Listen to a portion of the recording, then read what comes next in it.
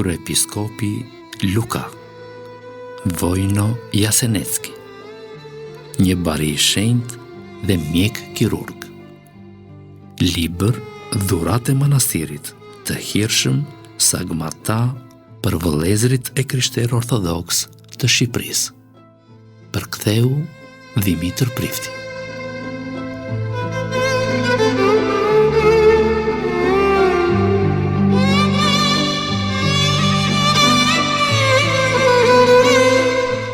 Pranvera. Puna e tij baritore si kryepiskop i Krasnojarskut.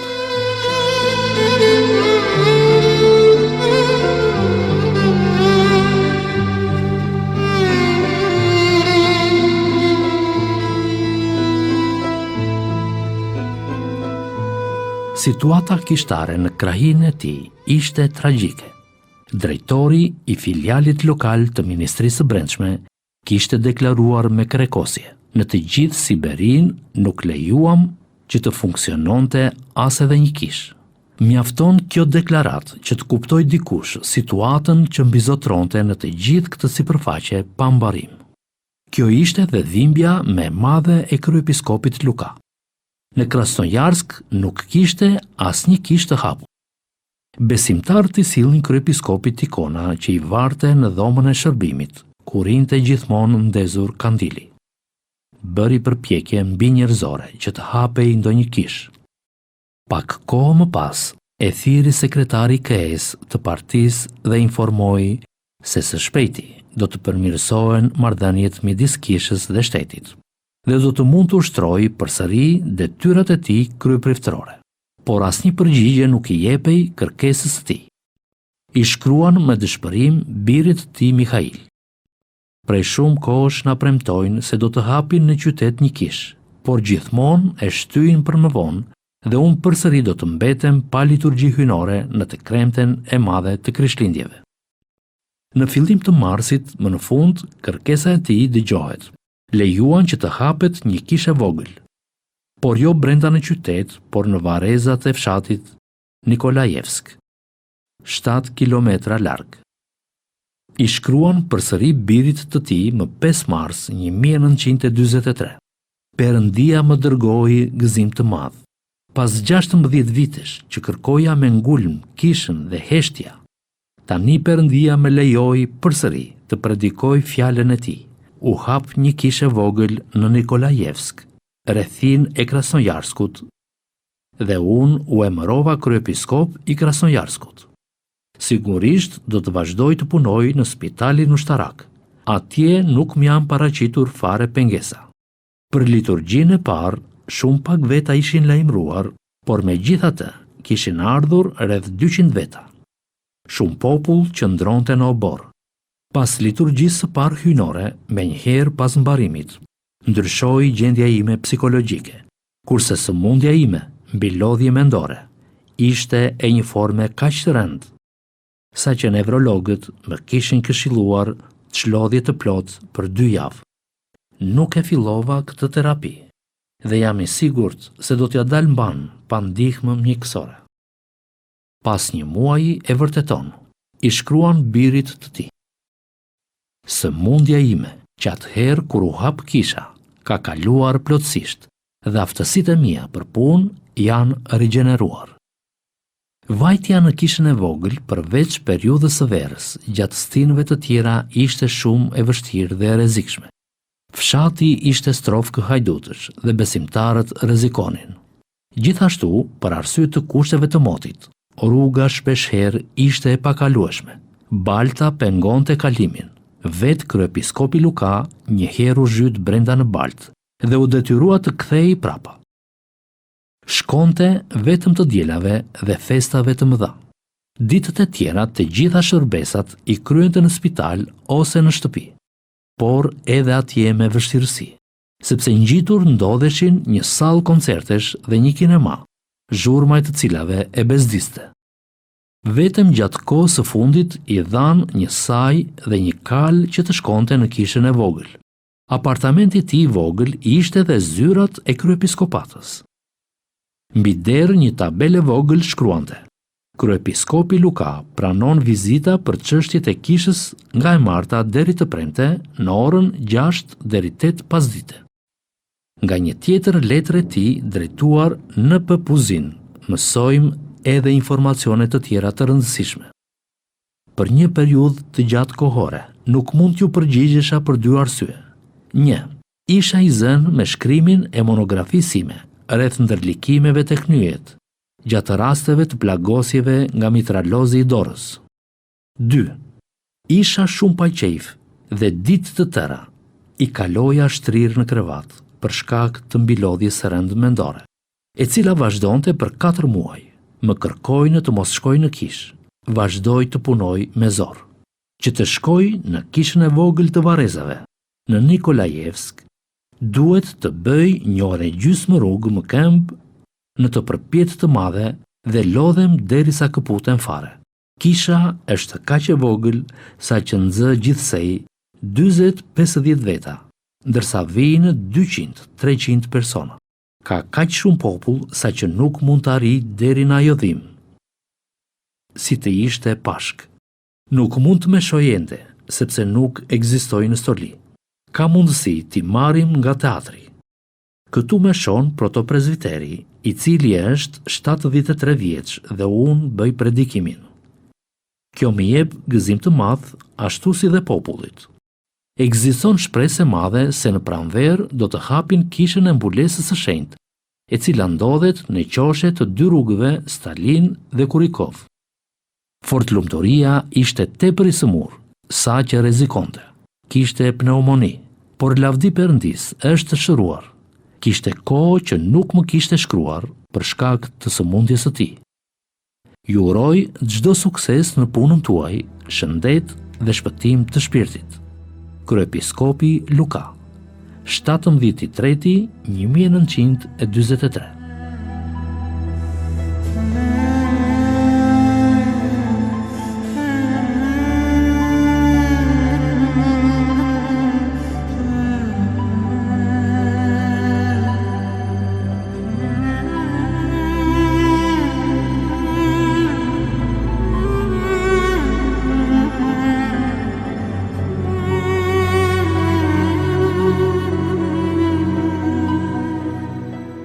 Ishte e pamundur që të meshonte si kryeprift në kishën e vogël të Nikolajevskit. Nuk kishte fare stoli as ndihmës përveç protopresbiterit të moshuar. Shkruante në një letër të tij: "Në teatr ka shumë stoli, por nuk na japin, duke konsideruar se u janë më të domosdoshme aktorëve, të cilët do t'i coptojnë për t'i përdorur gjatë komedive që do t'i luajnë." Pak kohë më pas u gjend në Novosibirsk, ku foli në një konferencë kirurgësh të spitaleve ushtarake. Tema e fjalimit të tij ishte terapia e pezmatimit të kockave shkaktuar nga mitralozi i dorës. Të gjithë mjekët e dëgjonin me vëmendje shumë të madhe, edhe pse nuk ishte zakon në përkonferenca, në fund e duar trokitën fort. Kjo ndodhte në të gjitha konferencat ku e thërrisnin. Mjekët mbeteshin tepër të entuziazmuar dhe e duartrokisnin fort. Madje i luteshin që të vazhdonte dhe i drejtonin shumë pyetje. Ditën tjetër bëri operim osteomieliti. Salla e kirurgjisë u mbush plot me mjek kirurg. Shumë prej tyre hipën mbi karrige që të mund të shikonin më mirë ecurinë e operacionit dhe teknikën që përdorte. Në Novosibirsk arriti që të gjente copë për stoli kryepriftërore. Dhe këtu ndodhi një ngjarje shumë e gëzuar. Nuk ekzistonte mundësia që të gjente në Krasnojarsk copë të posaçme për stoli. Por në zyrën e përgjegjësit të shëndetit dhe për kujdesjes të krahinës Novosibirsk, kryepiskopi Luka pa një pjesë nga kjo copa shumë e dëshiruar. Si u gjend kjo atje, askush nuk e dinte. Kur e pa, kryepiskopi u entuziazmua dhe filloi të lutej që t'ja shisnin me çfarë do të çmimi. Madje jepte dhe 2 rroga mujore. Si përfundim, arriti që ta blinte dhe bënte si fëmijë i vogël prej gëzimit. E përqafoi copën dhe në fytyrën e tij u përhap një buzëqeshje e pazakontë. Buzëqeshje të tillë nuk pash kur gjatë 2 viteve të njohjes son, thoshte mjekja Branickaja. Ndërkohë kishte harruar që duhet të udhëtonte dhe se shumë njerëz po e prisnin në stacion, për pak sa nuk e humbi trenin. Me të kthyer në Krasnojarsk, pati edhe një gëzim tjetër. Autoritetet lejuan hapjen edhe të një kishe tjetër brenda në qytet. I shkruante atëherë të birit se qëndrimi i qeverisë kishte ndryshuar rrënjësisht ndaj kishës. Kudo hapen dhe merremetohen kishat, me fonde të bashkive lokale, si dhe emërohen episkop. Por fëmijët e tij, pasi kishin provuar gjithë ato përvoja të hidhura, nuk e ndajnë gëzimin dhe entuziazmin e tij. Kanë frikë se angazhimi i tij përsëri me kishën do të drejtojë në peripeci të reja dhe do të sjellë pasoja negative për karrierën e tyre. Më shumë shqetësohej djali i tij i madh Mikhaili, i cili në atë periudhë përgatitej të dorëzonte disertacionin e tij për titullin doktor.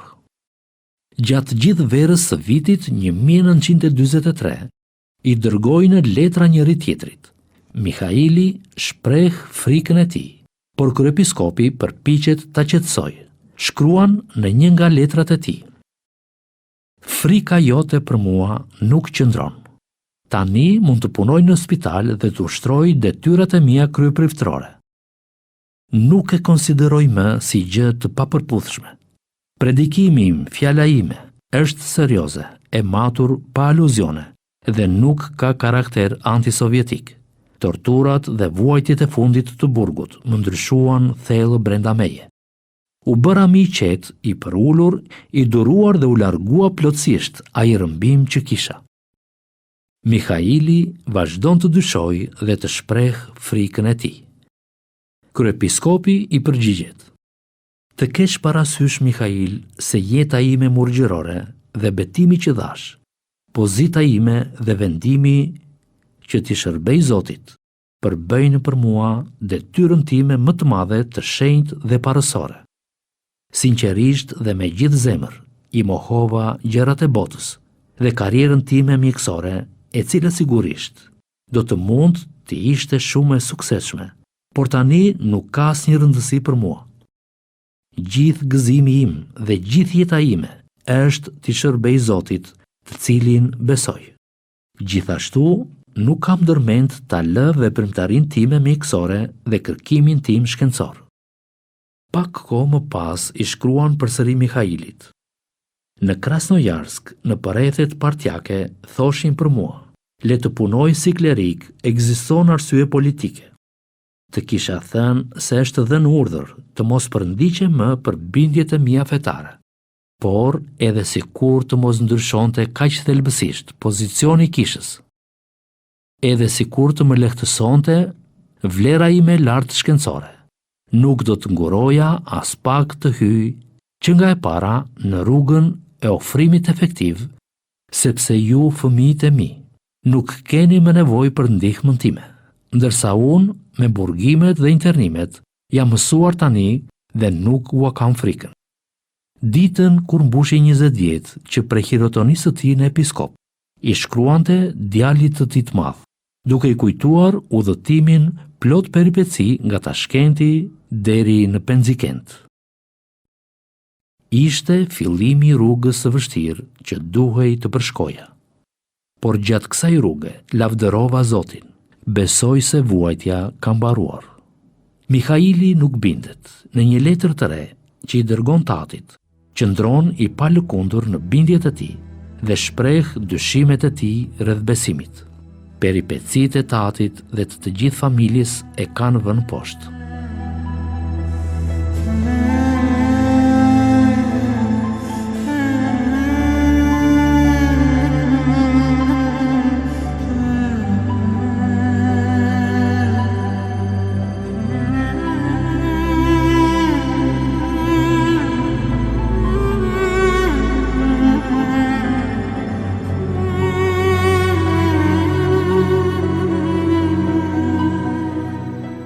Propaganda ateiste nuk e la të pa influencuar ashtu si gjithë brezin e tij. Kryepiskopi përgjigjet me dhimbje. Deri tani lutesha shumë për shërimin e Valentinit, por tani duhet të lutem shumë edhe për ty. Me gjithë zemrën time, të lutem të lexosh Ungjillin dhe t'i lutesh Perëndis. Ah, sikur ta dije sa mizantrop dhe mendje ngushtë është ateizmi. Dhe sa e gjallë dhe prekshme është marrëdhënia me Perëndin për ata që e duan. Me sa duket, me gjithë se letërkëmbimi i tyre vazhdoi, kjo ishte biseda e fundit rreth besimit. Nuk e dim se ç'u bë më pas në shpirtrat e fëmijëve të tij. Megjithatë, për njeriu që ndihmonte dhe shpëtoi kaq shpirtra, qëndrimi i fëmijëve të tij ishte një dhimbje më shumë dhe një gjemb në zemrën e tij të ndjeshme. Dhe deri në vdekjen e tij nuk pushoi së luturi për ata. Kishte bërë shumë përpjekje që të dilte botimi i dytë i manualeve për operimin e infeksioneve të qelbëzuara. E dinte se libri ishte praktikisht i domosdoshëm për mjekët. Atë vit mori më në fund lejen për botimin e librit. I shkruan rreth kësaj në P-Puzinit. Paqe dhe bekim mbi Nikolaj Pavlović.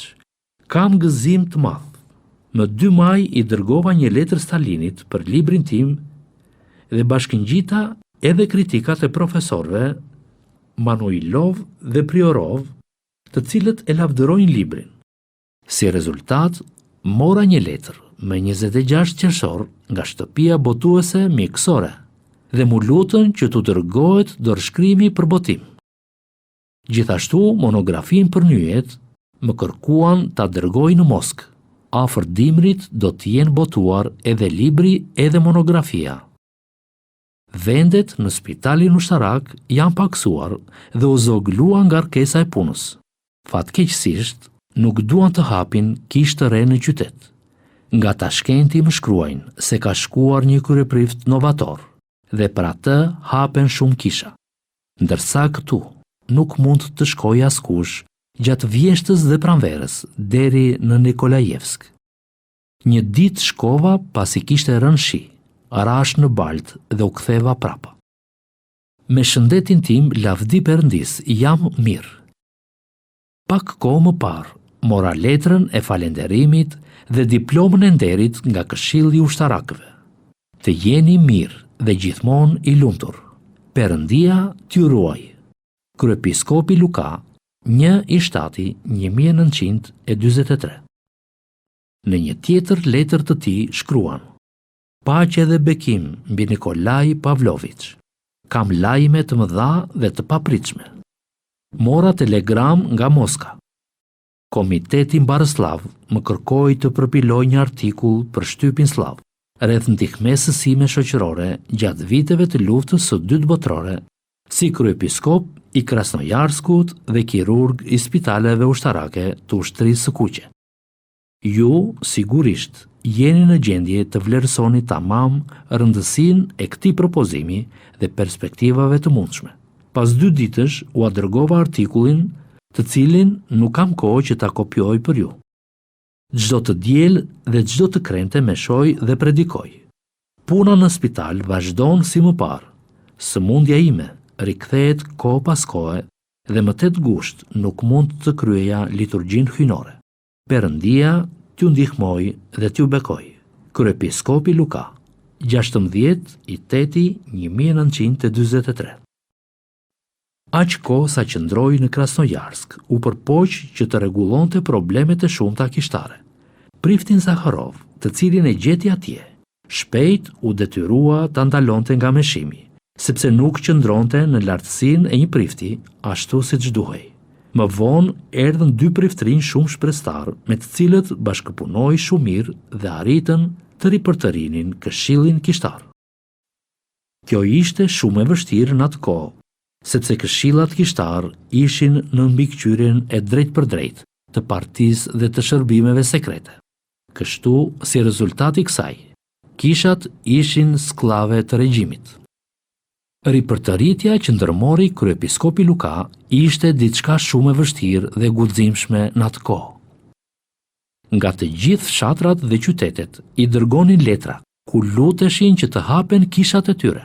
Kryepiskopi Luka i dërgonte letrat tek autoritetet shtetërore, por gjithmonë merrte të njëjtën përgjigje. E morëm letrën, jemi në dieni të kërkesës suaj dhe e transmetuam në Moskë. Sa po të marrim përgjigje, do t'ju njoftojmë. Sigurisht, ishte marifeti i burokracisë. Përgjigje nuk erdhi asnjëherë. Nga ana tjetër, me gjithë përmirësimin e marrëdhënieve shtet-kish, njerëzit të cilët kuan të hapeshin kishat, hasën probleme. Autoritetet i kërcënonin, i përndiqnin dhe i ofendonin. Kryepiskopi Luka shkruante: në krahinën e Siberisë lindore, nga Krasnojarsku deri në Oqeanin Paqësor, nuk ekziston shenjë e jetës kishtare. Në qoftë se nuk hapen kisha në Siberi, populli do të harojë plotësisht se çdo të thotë jetë shpirtërore. Me të vërtet, njerëzit atje ishin pa shije nga jeta shpirtërore. Nuk krahasoheshin fare me besimtarët e Rusisë Evropiane dhe të Ukrainës. Padia ishte të tmerrshme dhe shfrytëzonin mashtrues të ndryshëm, të cilët vishnin rasot dhe hiqeshin sikur ishin priftrinj, duke mashtruar popullin.